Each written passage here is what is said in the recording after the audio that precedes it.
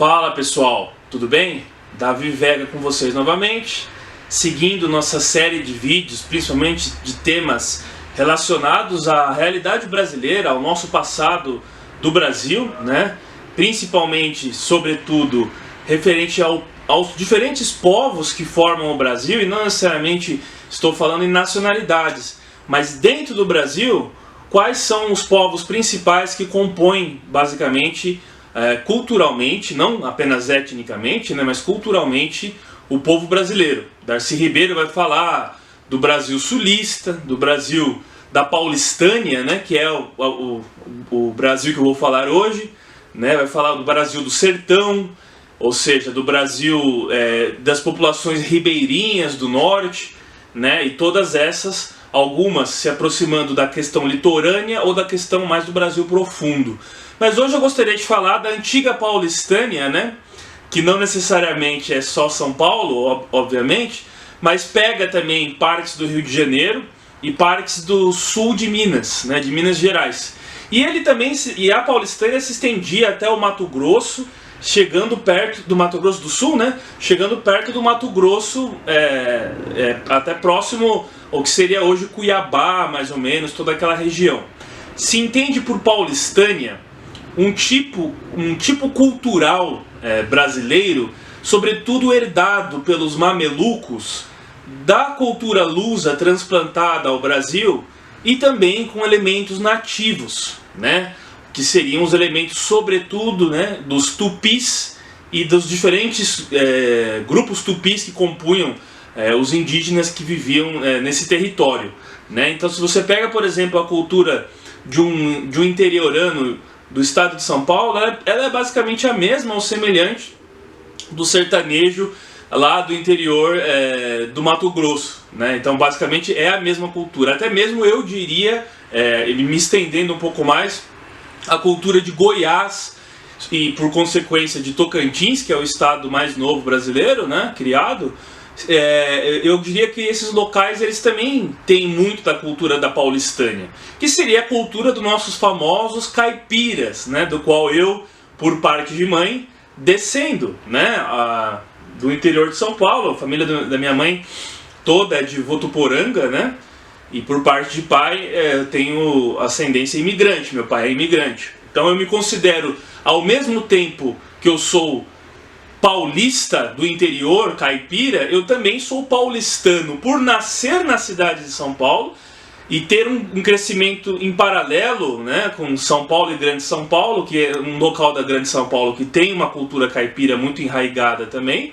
Mas eu cresci na cidade de São Paulo, e o fato de ser filho de imigrante numa cidade que foi basicamente construída por imigrantes e também migrantes, né, de outros lugares do Brasil. Mas não é isso que eu quero falar. Eu quero falar justamente dos caipiras, utilizando o livro do nosso famoso Antônio Cândido, grande Antônio Cândido, uspiano, né, falecido já, faleceu mais de 90 anos recentemente.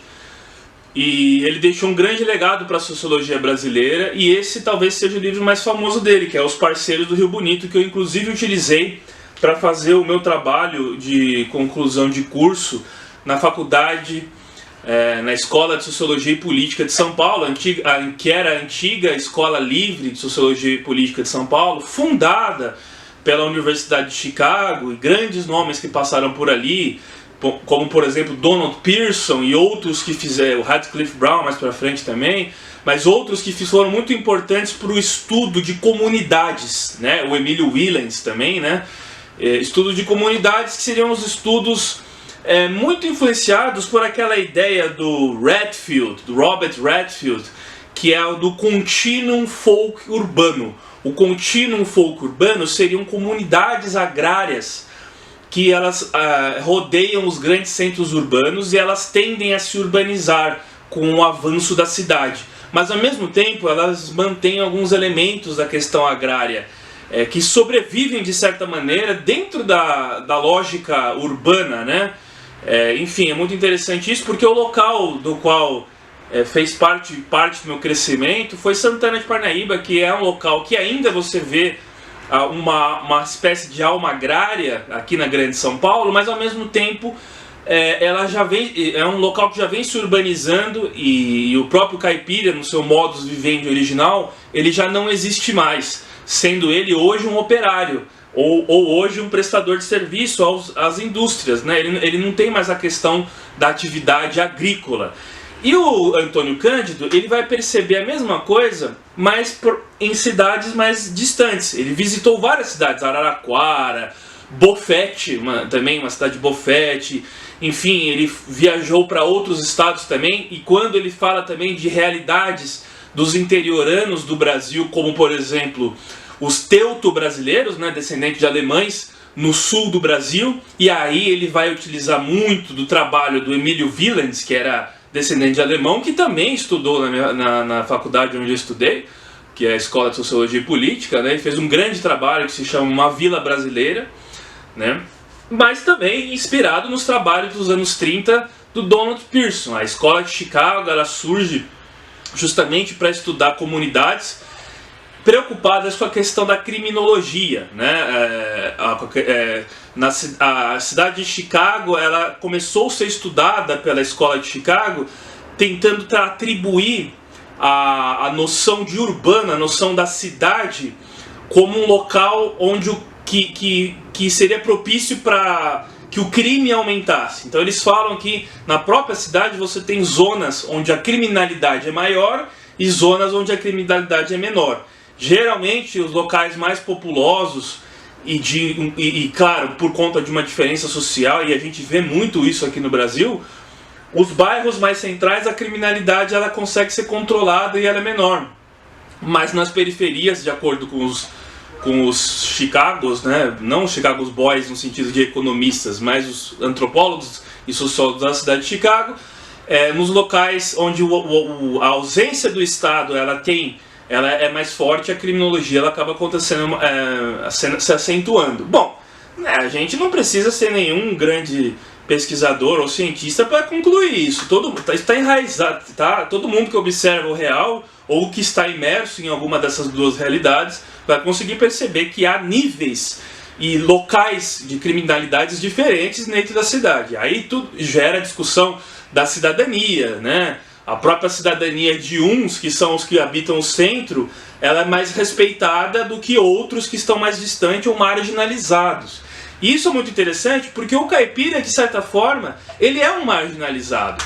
Quando acontece o êxodo e grandes populações do interior acabam indo para os grandes centros urbanos, isso aconteceu também com o Rio de Janeiro e outras cidades grandes do Brasil, não só São Paulo, não são todos que conseguem se integrar na lógica do urbano. E por conta de uma certa liberdade e de uma ausência de Estado e de regras normativas que vêm de uma verticalidade, embora a sociedade do caipira também tenha a sua hierarquia, também tenha papéis muito bem definidos, mas aí é mais ditados pela tradição e até mesmo por questões religiosas do que pelo império da lei, né? Ele não consegue se adequar à lógica do urbano.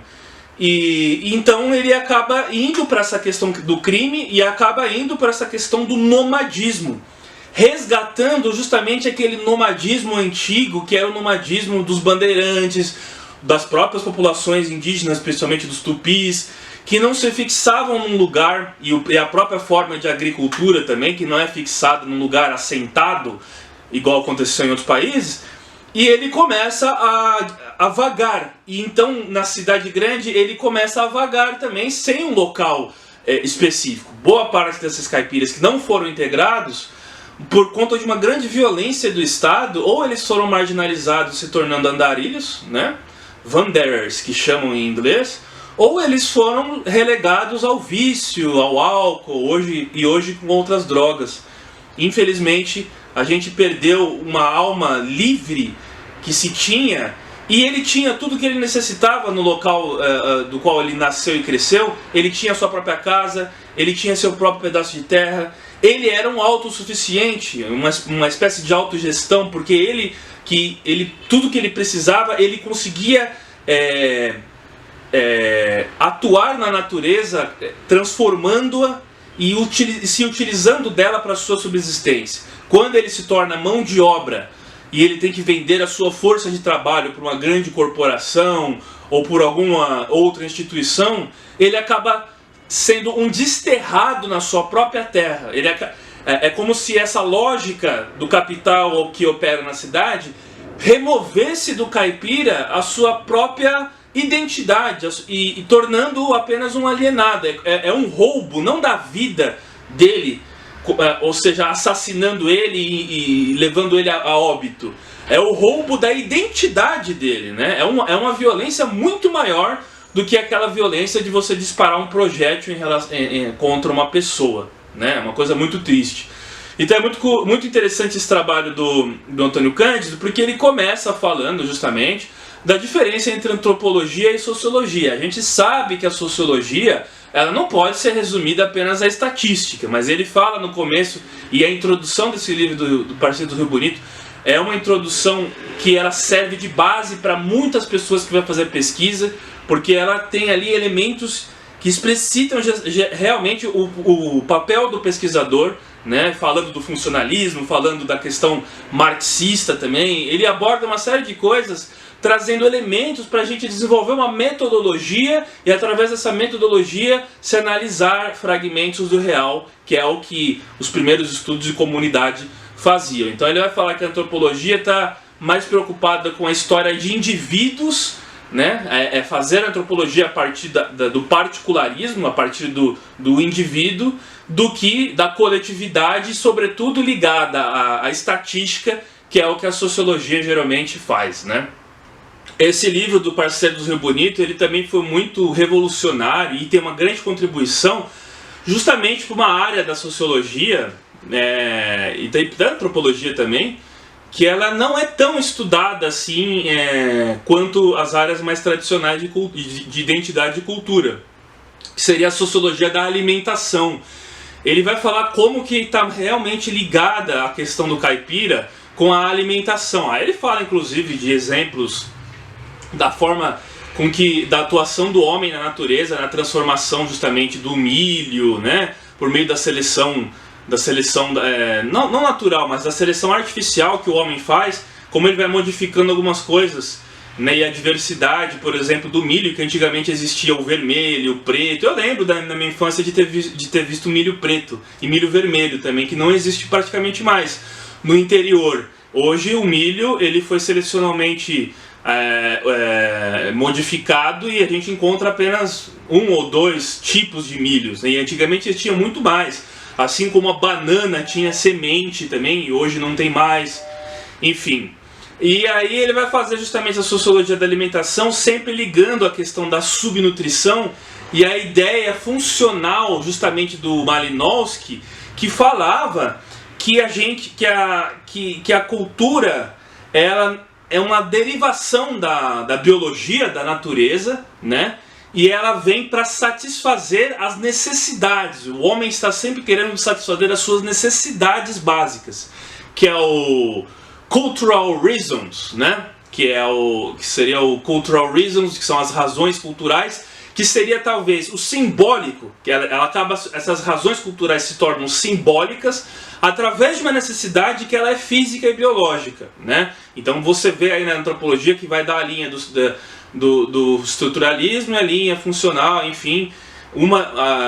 Nós não somos dotados apenas de cultura, nós temos a questão biológica também. Não dá para você se fixar em uma e outra, e as duas não precisam estar em conflito e as pessoas ficar defendendo uma contra a outra como se fossem dois times de futebol. Eu acredito que todas são válidas, é interessante essa interligação de todas as interpretações, né?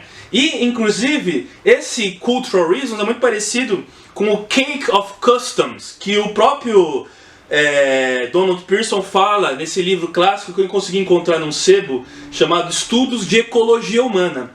A ecologia humana, ela vai falar justamente da diferença, né, quando você tem a migração individual ou uma migração coletiva.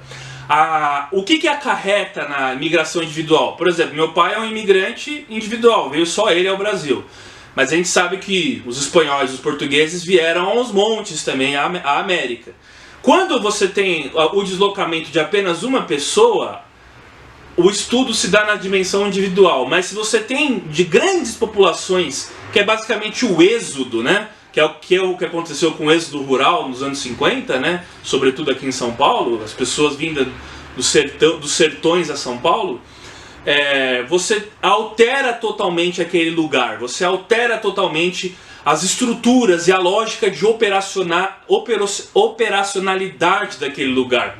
Porque você vai ter grandes populações e que pode gerar um desequilíbrio.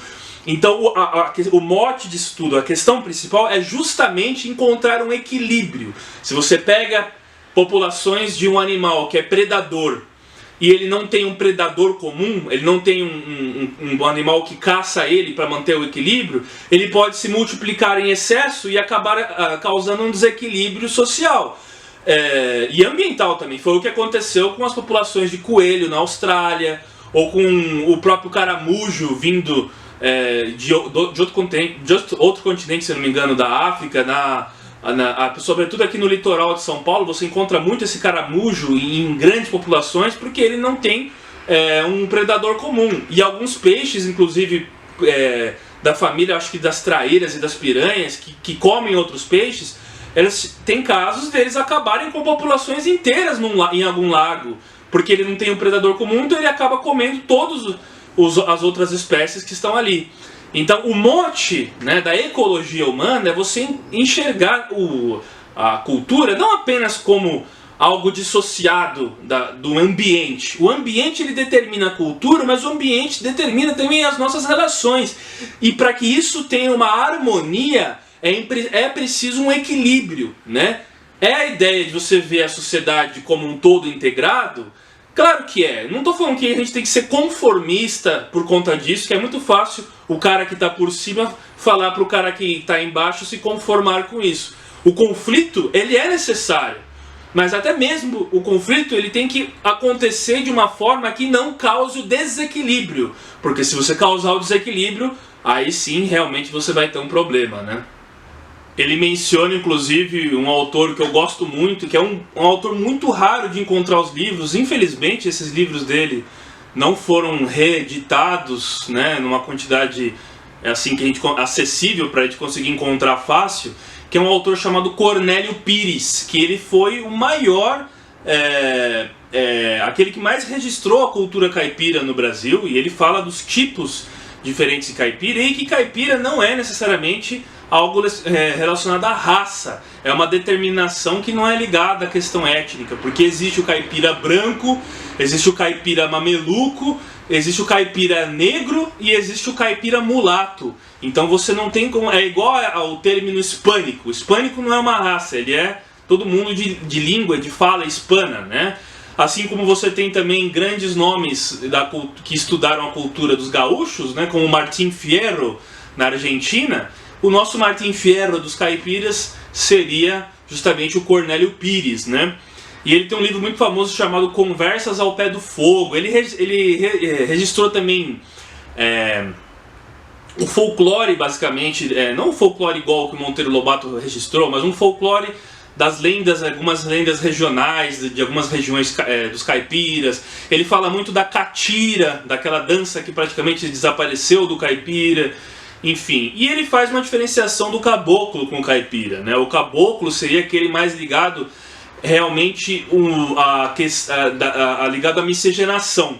O caboclo ele é ligado à miscigenação sobretudo com a indígena, mas é aquela miscigenação que tende mais para um fenótipo caucasiano branco, mas que se nota também que ele tem influência indígena, né? Acredito que seja até parecido com o meu caso. Mas você nota que ele, ou seja, ele tem elementos da cultura nativa, mas ele também tem os elementos muito presentes do português, sobretudo do português do ibérico, né? E tem uma denominação de caboclo que não é ligada aos paulistas, né? Nem aos mineiros, ou seja, qualquer outro local que participou da Paulistânia. Tem uma noção do caboclo que é o amazônico, que é o caboclo, esse sim é indígena, esse sim é sobretudo sobremaneira indígena, só que ele acabou sendo empregado o nome caboclo a ele mas ele tem uma realidade, uma cosmovisão e uma lógica muito diferente desse caipira que o Antônio Cândido descreve nos anos 40, que foi quando ele fez o trabalho, né?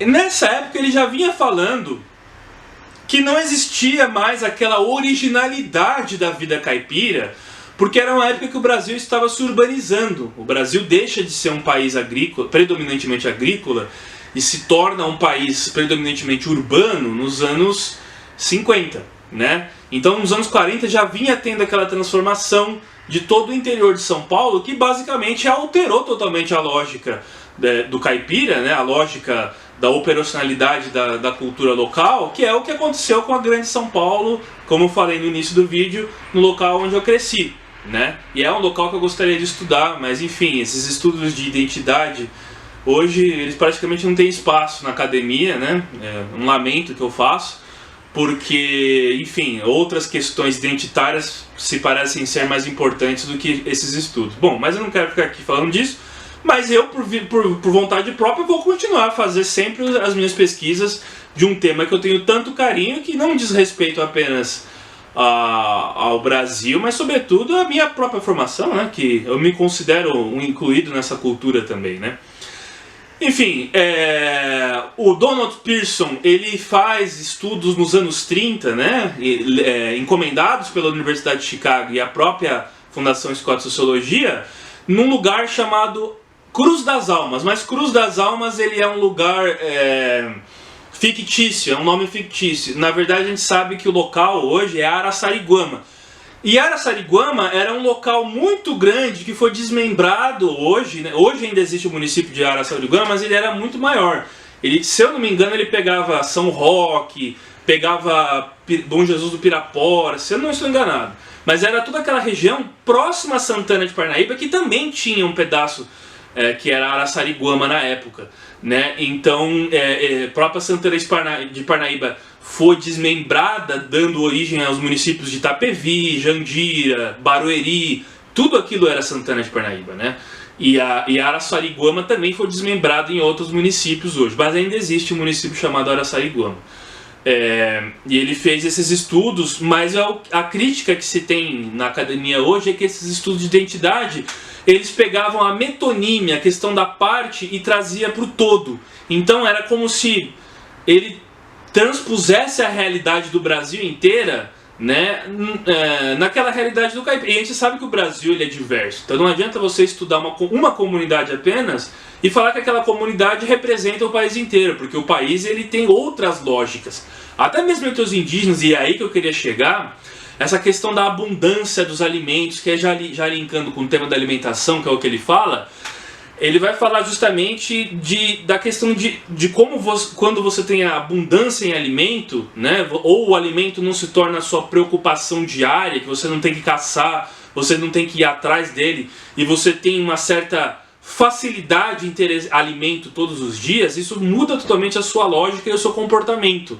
Porque a abundância de alimentos, ela torna você mais individualista, é o que ele fala. Porque o que acontece? Você tem os alimentos ou um terreno que te dá alimentos maior quantidade, então você não tem a preocupação de passar fome no dia seguinte. E isso gera populações mais individualistas. Os próprios indígenas da região das matas temperadas, ou das matas atlânticas, que é diferente das matas temperadas, as populações da Mata Atlântica, como a floresta dava muitas coisas a eles tinham sociedades mais individualistas. E hoje esses locais são os locais onde geraram mais o minifúndio, onde geraram mais culturas mais individualistas, até parecidas com as culturas saxônicas, né? Como São Paulo, por exemplo, que é o berço, e hoje é o lugar mais da individualização, né?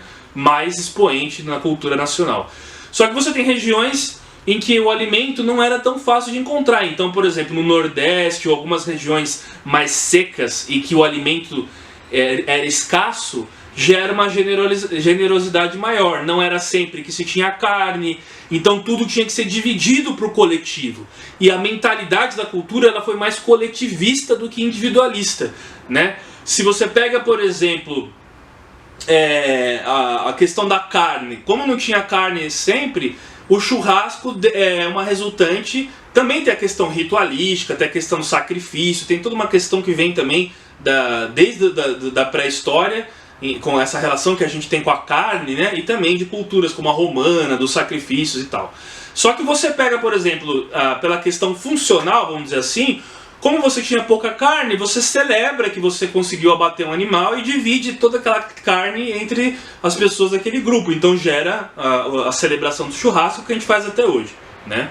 Enfim, e o que gerou simbolicamente e que perpassou ao longo dos tempos, denominando uma cultura de generosidade, até mesmo nas sociedades individuais. Quando você recebe uma visita na sua casa, você serve um cafezinho. Isso é uma questão, isso é um simbolismo que está na nossa cultura, que ele vem de um passado onde o alimento ele não era tão fácil de ser encontrado e ele tinha que ser dividido. Então você dividir o seu alimento com uma visita é um sinal de generosidade para com o coletivo, que hoje a gente faz de uma forma inconsciente, claro, muito mais ligado às questões de etiqueta e de educação do que realmente às questões de necessidade ou da fome mesmo, né? Há hoje uma quebra de paradigma em se falar que existem culturas complexas e culturas simples. A gente sabe que nas culturas simples elas têm a sua complexidade e ela se dá de uma outra forma, não necessariamente a complexidade ela tem que ser ligada à divisão do trabalho ou estudar aquela população por meio da lógica de produção, né? Por meio da lógica da divisão do trabalho, enfim.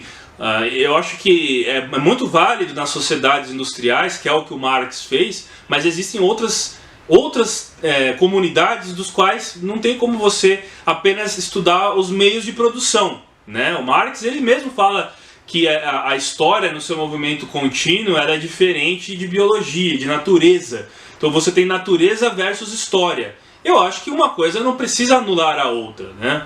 E, enfim, então ele vai falar justamente que nessas sociedades mais nomadistas você tem uma pobreza maior nessa questão do equilíbrio e como elas respondem culturalmente às necessidades do ambiente. Eu acho que hoje seria até uma visão preconceituosa se falar isso, né? Ele vai falar justamente que existiam agoge, se não me engano o nome, esse termo, que seria das sociedades espartanas, que elas seriam então, pelo fato de serem mais ligadas mais à lógica militar, mais à lógica beligerante, elas seriam menos evoluídas, vamos dizer assim, do que a da polis grega, por exemplo, ligada mais à filosofia e tudo mais. Eu acredito que você pode ter a junção da ágora grega, né, com a questão das legiões espartanas. Quando você tem a alma beligerante, a alma belicosa, claro, não estou falando aqui de guerra, mas traduzida nas artes, nas letras, na música, na contestação, essa questão do combate permanente. E se você também é dotado de razão e também é dotado das questões que permeiam o mundo da filosofia, você acaba por se tornar a união, a junção dessas duas coisas. Então eu acredito que isso sim é realmente o que se deveria buscar e não priorizar apenas uma ou a outra. Ele fala também que essas sociedades mais simplistas e mais de uma pobreza intelectual menor seriam os nambiquaras e algumas populações marginalizadas da Patagônia. Eu não concordo com isso, né? Mas respeito muito o trabalho do Antônio Cândido e tudo mais. Eu acredito que a gente tem sim uma dualidade entre animal e homem, né? Entre razão e a questão sensorial. E eu acho que justamente num lugar que se apenas explora a razão em excesso, a gente produz aberrações, a gente produz monstros. Da mesma forma que se a gente for só emoção, a gente também pode anular a racionalidade sendo irracionais. Como volto a dizer, da mesma forma que a sociedade ela é um equilíbrio, essas duas coisas deveriam ter um equilíbrio também, não só a nível coletivo, mas a nível individual, nós mesmos, né? Outra lógica coletivista também, de certa forma também existiu aqui no Sudeste, né, que é um local predominantemente do minifúndio, mais individualista, é a lógica do mutirão, né? É uma coisa que vem se perdendo muito, né? Enfim, era muito comum naquela época. Eu lembro até do filme do Jeca Tatu, interpretado pelo personagem do Monteiro Lobato, interpretado pelo saudoso Mazzaropi, né? Amácio Mazzaropi, que ele tem uma parte lá que, por conta de uma briga, queimam o casebre dele e tudo, e a comunidade se mobiliza para construir uma casa nova, e cada um contribui com o que pode. Um com martelo, outro com prego, outro com madeira, e toda a comunidade se reúne para ajudar o Jeca, né? Enfim, isso é uma coisa que você vê ainda, de certa forma, né, em alguns locais periféricos, até mesmo nos grandes centros urbanos, né? Você tem ali um certo comunitarismo maior do que nas regiões centrais, mas mesmo nas periferias você não tem essa lógica mais comunitária, né? Embora ela exista ainda, não estou falando que não existe, mas essa lógica comunitária tem se perdido muito também e favorecido um individualismo maior, até por questões da religião neopentecostal, questões do neoliberalismo atual, né? Da lógica do capital. Essa cultura ostentação, por exemplo, que tem nas periferias, era uma coisa que não se via nos anos 80, por exemplo, onde você tinha uma coletividade mais acentuada, até que favoreceu movimentos como movimentos das eclesiais de base, da Igreja Católica. A doutrina social da igreja ela ainda era mais presente, até a Igreja Católica hoje ela tem uma lógica mais individualista. Só que eu não estou falando que é simplesmente as instituições religiosas que estão assim. A própria sociedade, nível mundial, está assim, né? O próprio coletivismo dos ibéricos, que sempre existiu, né? Ele tem mudado muito, e os próprios portugueses e espanhóis, que são os países dos quais herdamos a nossa cultura, eles hoje têm um modus vivendi muito mais protestante, muito mais ligado ao calvinismo do que até mesmo ao seu estilo tradicional católico, que cada vez mais vem se perdendo, né? É a secularização, né? E essa secularização o Antônio Cândido fala no início do livro, né? Que na época ele já havia um processo de secularização que estava alterando totalmente os interiores de São Paulo, que é onde ele fez a sua pesquisa, sobretudo no município de Bofete. E hoje, se a gente pega dos anos 40 para hoje, imagina o quanto não mudou, né? E quanto não se acentuou esse processo, né? Uma coisa curiosa é que aquele alemão pesquisador, o von Martius, que veio ao Brasil no século XIX, foi aquele que descreveu a nossa vegetação, né? Cerrado, Caatinga, Mata Atlântica. Então ele que nomeou a nossa vegetação, ele teve contato com algumas populações caipiras, ele fala justamente que eles eram comunidades de homens muito valentes e rancorosos. E era muito comum que eles se matassem entre eles por conta de um temperamento explosivo, vamos dizer assim. Então o duelo era algo institucionalizado, né? Ele fala justamente dessa relação que o caipira tinha de estar isolado. O isolamento ele provocava uma sociedade de pouca mobilização, mas mobilização no sentido de um upgrade, vamos dizer assim, uma certa atualização da cultura, né? Eles eram, apesar de serem seminômades, eles eram muito atrofiados. Ele fala do bandeirante atrofiado que precisa de um equilíbrio com o meio, né?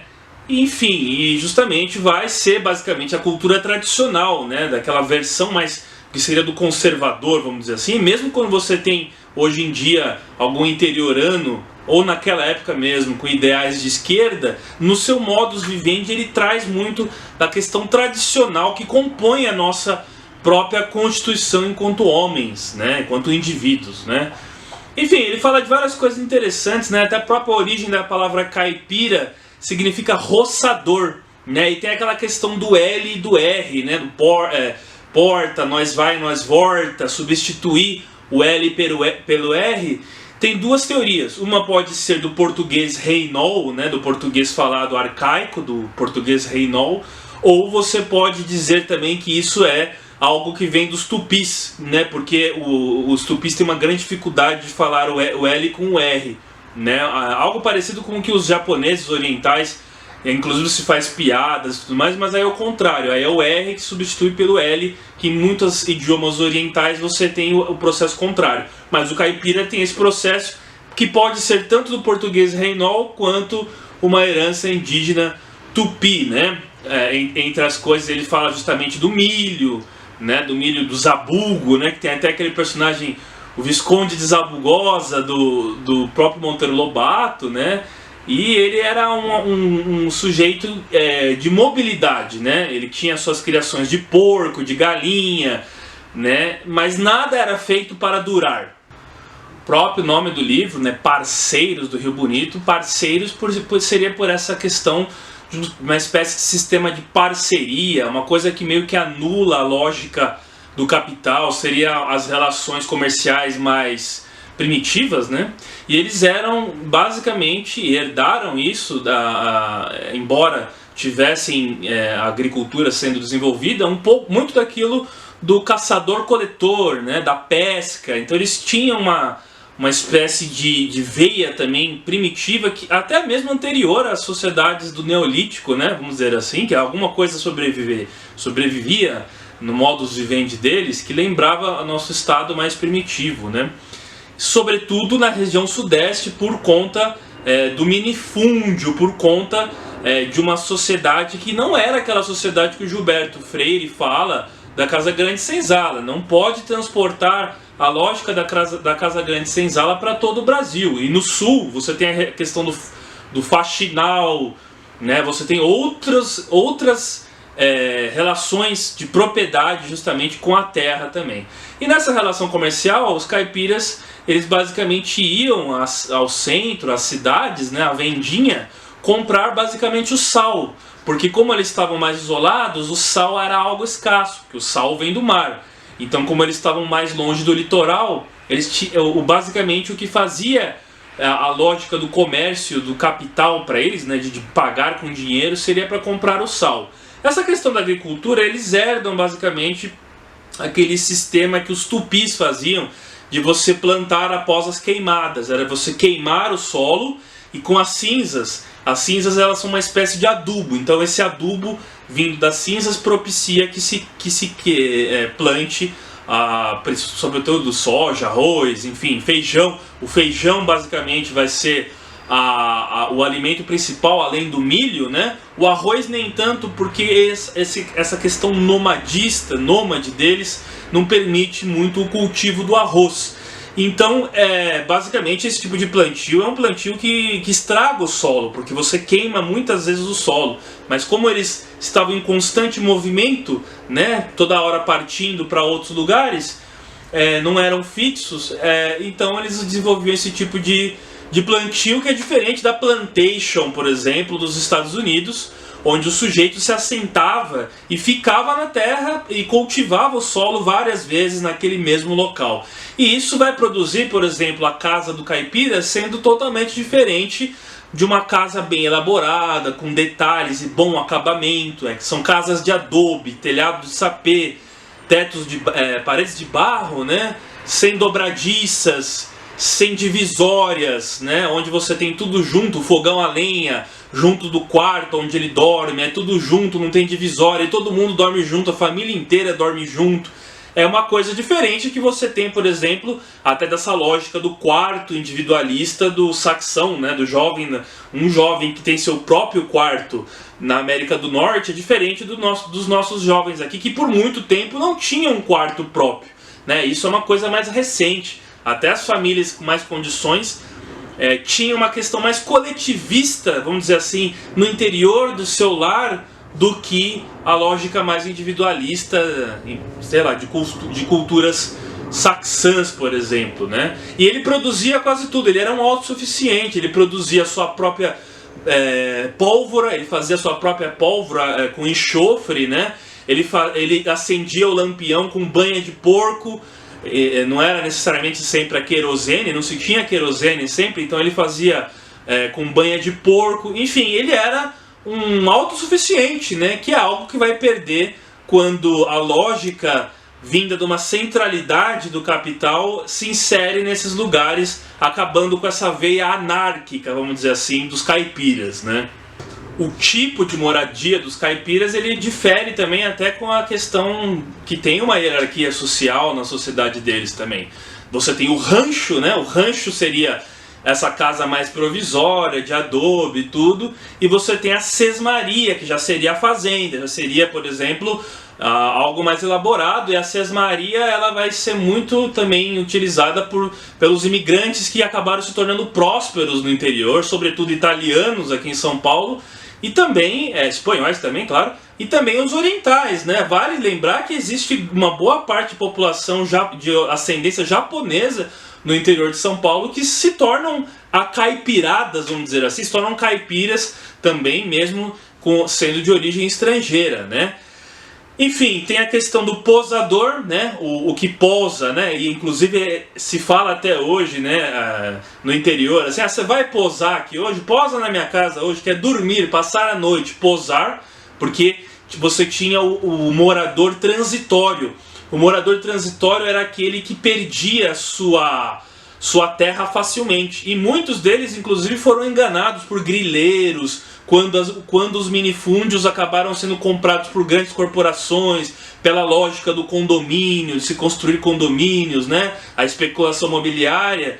E grandes proprietários de terras que eles poderiam ser hoje, eles perderam tudo para essa lógica, e muitas vezes que foi forjado até de uma forma não tão lícita, de uma forma ilegal, como que os grileiros faziam, que era você colocar os grilos ali nas gavetas e envelhecer e forjar documentos, falar que eles eram donos daquela terra por direito, mas não eram donos.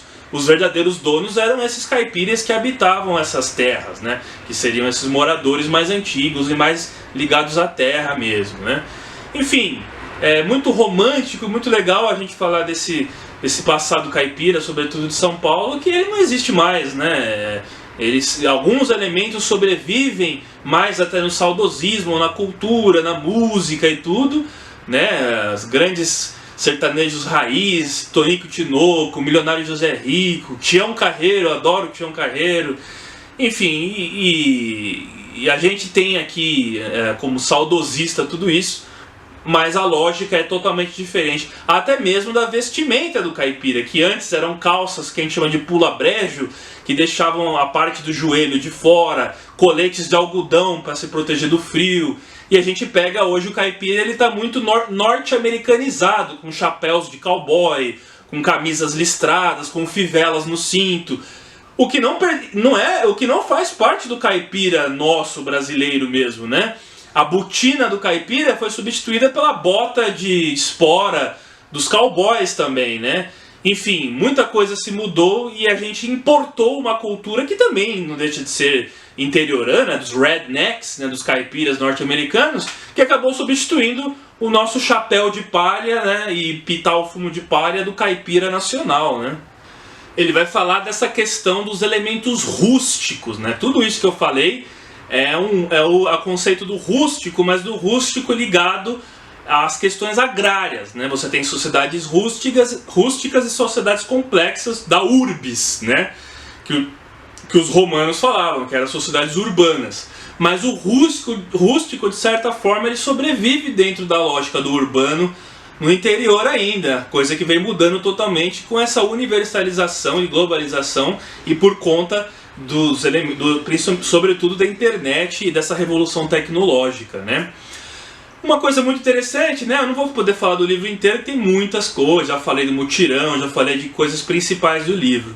Mas uma coisa muito interessante é que ele fala que para o caipira, quando ele pergunta, né, o que é o bairro para ele, né? O bairro onde ele mora. E ele fala que o bairro é uma naçãozinha, né? É uma pequena nação. Uma forma tão simples de dizer e de descrever aquilo que a gente tem que justamente favorecer no Brasil, que é o municipalismo, né? O municipalismo ele pode trazer uma nova forma de federalismo mais autônomo e mais descentralizado justamente para o Brasil, e essa lógica municipalista é a lógica que o caipira tinha de sua própria comunidade, de seu bairro, né? Uma pequena nação. Isso é uma coisa muito interessante. E esse isolamento vai propiciar aquela coisa famosa que o próprio Antônio Cândido falou num documentário que é fácil encontrar no YouTube, inclusive, que acho que é dos Intérpretes do Brasil, se eu não me engano, aquela série, que ele narra quando ele estava fazendo a pesquisa no interior, acho que em Bofete, e ele fala para um ancião, assim, um ancião pergunta para ele, né? Quem que é o imperador? Ainda é o Pedro II? Ou seja, ele estava nos anos 50, né? Nos anos 40, 50, né? Já o Império acabou, né, em 1889 com a proclamação da República, né? E aí ele entendeu o que o caboclo lá, o caipira, quis dizer a ele. Aí ele fala, não, o imperador agora se chama Dutra, ou seja, em referência ao presidente Dutra, né? E ele foi empático, ao invés de querer corrigir, querer falar o que é imperador, a diferença de imperador para presidente e tudo, ele entrou na lógica do caipira, que é uma lógica muito sábia, por mais que eles foram brutalmente assediados por um Estado ausente que não os alfabetizou, ele é um sábio da natureza, ele é um filósofo da natureza nato, né? Ele foi lá e respondeu a ele justamente que não era mais o Pedro II, e sim o nosso imperador seria o Dutra, né? Você percebe que o Brasil interiorano, não só o Brasil interiorano, o Brasil como um todo, mas esse povo interiorano, ele é um povo muito afeito à criatividade, à inovação tecnológica, né? É um povo do improviso, que no improviso ele faz milagres, ele consegue ser cientista, filósofo, ele consegue ser engenheiro, ele consegue ser mecânico, ele consegue ser químico, ele consegue ser matemático, ele consegue ser tudo isso ao mesmo tempo. Ele é ele é completo. Se o Estado desse uma educação de qualidade e uma educação ampla de interdisciplinaridade, que ele pudesse explorar todos os seus talentos em diferentes áreas do conhecimento e tudo, olha, eu acho que essas regiões do Brasil profundo iria produzir grandes nomes e grandes cientistas que mesmo com a nossa precariedade produzem, mas quando o sujeito consegue se sobressair, a gente tem a fuga de cérebro, porque a gente tem um país onde não investe na ciência e na pesquisa e tudo mais. E esses grandes inventores, esses grandes pensadores, eles acabam saindo do país para contribuir para os estados de outros lugares estrangeiros, sendo que eles poderiam estar contribuindo aqui. A lógica da escola pública e da universidade pública é você formar o cidadão para ele contribuir para o seu estado, não para você... A gente que paga, não existe nada de graça, a gente que paga a universidade pública para formar o cidadão e ele ir trabalhar em outros países. A gente paga para formar cidadãos para contribuir para o nosso Estado. Então que essa lógica ela seja mudada e que a gente consiga mudar e resgatar também o sentimento patriótico, nacionalista, sobretudo vindo dos caipiras, que é a base da nossa sociedade, não só de São Paulo, como eu disse, da paulistânia, que engloba uma boa parte do Brasil, assim como de outros lugares, do gaúcho no sul, do sertanejo, enfim, dos descendentes dos cangaceiros, dos caboclos também amazônicos, de todas essas regiões do Brasil que tem algo a contribuir para o mundo. Porque o rústico, como eu disse, de certa forma ele está lá, de certa forma ele sobrevive e ainda existe. Num mundo onde cada vez mais se racionaliza por excesso e se padroniza justamente o indivíduo no mundo inteiro, num globalismo, numa universalização, a gente ainda tem esses particularismos que resgata e lembra muito de nós mesmo, antes talvez da civilização, mas e que fica a pergunta, né, que eu lanço a pergunta para vocês. O que é civilização? Civilização é essa que nós encontramos no meio urbano ou é essa que eu descrevi que nos faz ter um amor e pertencer à espécie humana?